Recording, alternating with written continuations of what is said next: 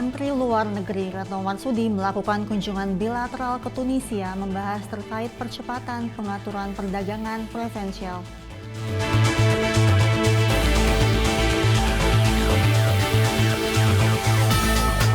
Petugas gabungan TNI, Polri, dan Satpol PP melakukan razia kos-kosan di wilayah Kecamatan Purwodadi.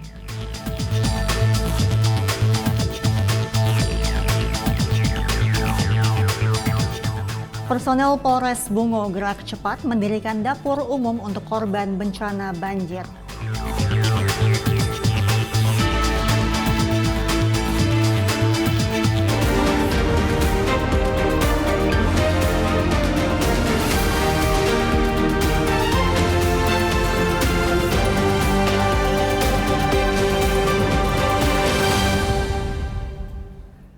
Selamat sore pemirsa, Presisi Petang kembali hadir edisi Jumat 22 Desember 2023. Dan selain 3 berita utama tadi, selama 1 jam ke depan kami juga telah menyiapkan sejumlah informasi terkini lainnya. Saya Mentari Tanzil, inilah Presisi Petang selengkapnya.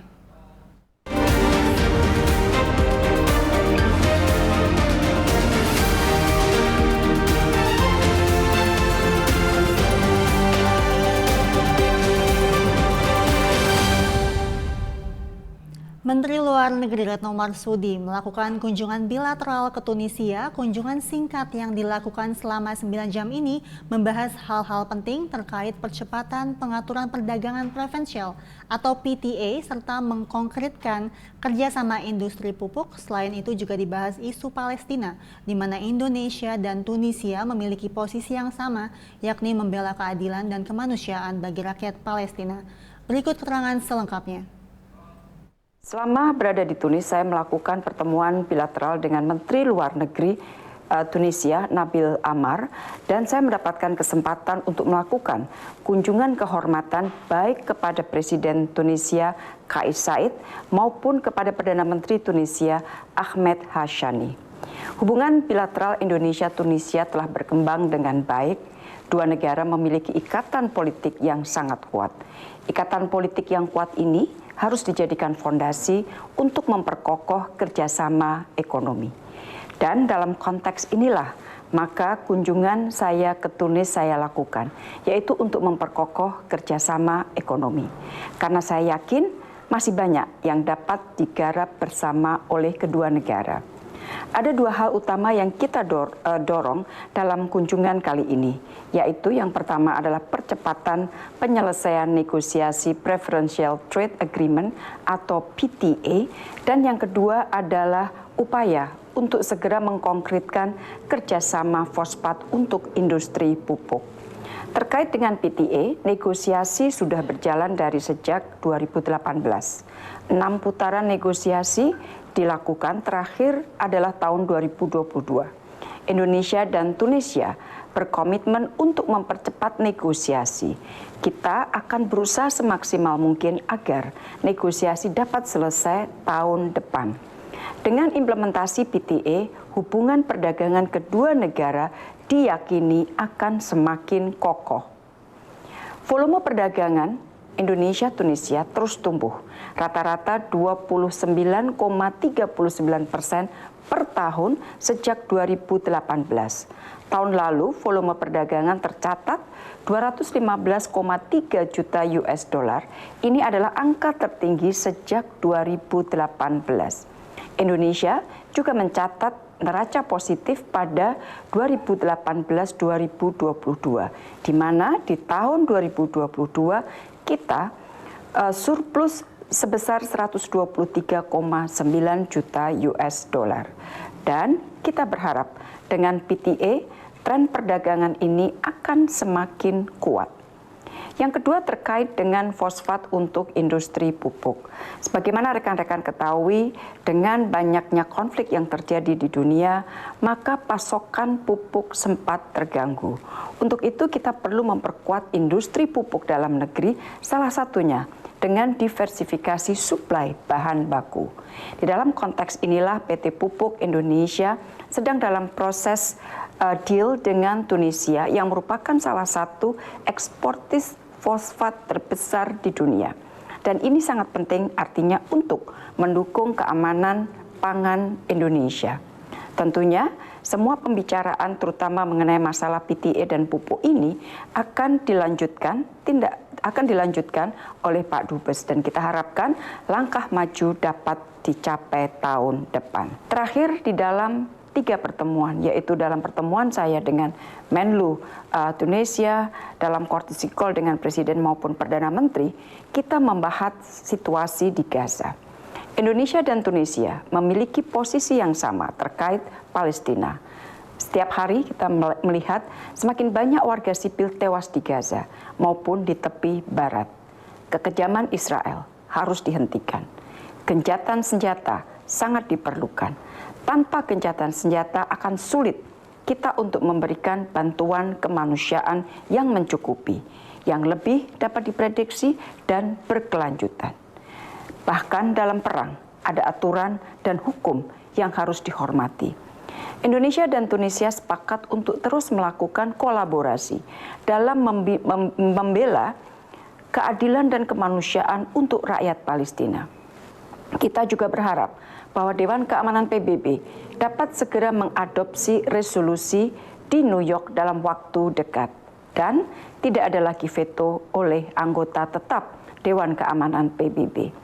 Saya secara langsung mengikuti dari dekat negosiasi yang dilakukan di New York dan terus melakukan komunikasi dengan Duta Besar Republik Indonesia untuk PBB di New York.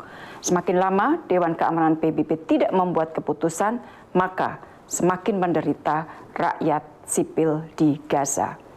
Indonesia tidak akan berhenti untuk membela keadilan dan kemanusiaan bagi rakyat Palestina. Dan Tunisia memiliki pandangan. Komisi Pemilihan Umum melaksanakan konferensi pers terkait persiapan debat kedua yang akan dilakukan oleh calon wakil presiden. Dalam kesempatan tersebut, Ketua KPU Hashim Asyari menyampaikan terkait tema debat dan juga 11 panelis yang bertugas pada debat kedua ini. Adapun tema debat kedua ini adalah ekonomi kerakyatan, ekonomi digital, keuangan, investasi, pajak, perdagangan, pengelolaan APBN, APBD, serta infrastruktur dan perkotaan. Debat calon wakil presiden akan dilaksanakan pada hari Jumat 22 Desember 2023 di Jakarta Convention Center. Sebagaimana yang sudah saya sampaikan tadi, saya ulangi lagi bahwa debat akan dilakukan di Jakarta Convention Center atau JCC, Jakarta, Jumat besok tanggal 22 Desember 2023 jam 19 waktu Indonesia Barat. Nah, untuk debat yang kedua ini KPU juga telah menetapkan 11 nama panelis yang akan merumuskan sejumlah pertanyaan. Yaitu yang pertama Alam Sasarage, anggota Ombudsman Republik Indonesia periode 2016-2021. Yang kedua Aditya Wardono, SC, MSc, MSc, PhD, ekonom dan pengajar, Fakultas Ekonomika dan Bisnis, Universitas Jember. Yang ketiga Dr. Agustinus Persetyantoko, ekonom dan pernah menjadi Rektor Universitas Katolik Atmajaya Jakarta tahun 2015-2023. Yang keempat, Profesor Dr. Fauzan Ali Rashid, MSI, Dekan Fakultas Syariah dan Hukum, Universitas Islam Negeri Sunan Gunung Jati, Bandung. Yang kelima, Hendri Saparini, PhD, pendiri dan ekonom KOR Indonesia. Yang keenam, Profesor Dr. Andes Hieronymus Roa, MSI, Wakil Rektor Bidang Akademik dan Inovasi IPDN. Yang ketujuh, Poppy Ismailina, MHC Dev, PhD, Associate Professor pada Departemen Ekonomi, Fakultas Ekonomika dan Bisnis, Universitas Gadjah Mada. Yang kedelapan, Dr. Retno Agustina Eka Putri, SCMSC, Rektor Universitas Bengkulu 2021-2025. Kemudian yang kesembilan adalah Profesor Dr. Suharnomo, SCMSI, Dekan Fakultas Ekonomika dan Bisnis, Universitas Diponegoro. Yang kesepuluh, Dr. Tauhid Ahmad, Direktur Eksekutif Indef dan dosen Fakultas Ekonomika dan Bisnis Universitas Pembangunan Nasional UPN Veteran Jakarta. Dan yang ke-11 adalah Yusri Rizal Damuri, PhD, Eksekutif Director Center for Strategic and International Studies, CSIS.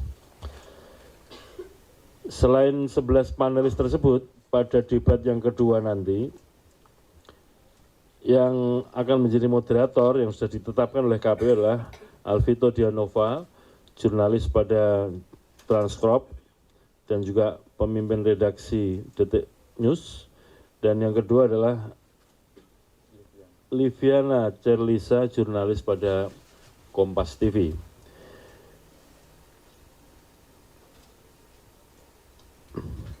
Yang berikutnya, saudara sekalian, tim panelis bagaimana pada debat pertama juga sudah hadir di Jakarta, sedang bekerja untuk menyusun daftar pertanyaan yang akan dijadikan bahan untuk debat kedua untuk calon wakil presiden. Dan nanti setelah daftar pertanyaan selesai, sebagaimana yang sudah terjadi di debat pertama, akan diserahkan pada KPU, dan nanti pada hari debat KPU akan menyampaikan itu kepada moderator debat. Yang berikutnya, saudara sekalian, untuk format debat yang kedua, rangkaiannya sama dengan debat yang pertama. Durasinya total 150 menit, di dalamnya yang full untuk debat, yang ditayangkan itu 120 menit, dan kemudian 30 menit untuk jeda iklan. Pelaksanaan debat yang kedua juga masih sama dengan debat yang pertama, meliputi 6 segmen. Segmen yang pertama adalah Pemirsa, debat kedua untuk calon wakil presiden akan digelar pada hari Jumat 22 Desember 2023 pada pukul 19.00 waktu Indonesia Barat. Dengan tema ekonomi kerakyatan, ekonomi digital, keuangan, investasi, pajak, perdagangan, pengelolaan APBN, APBD, serta infrastruktur dan perkotaan. Berikut nama-nama panelis di debat kedua ini.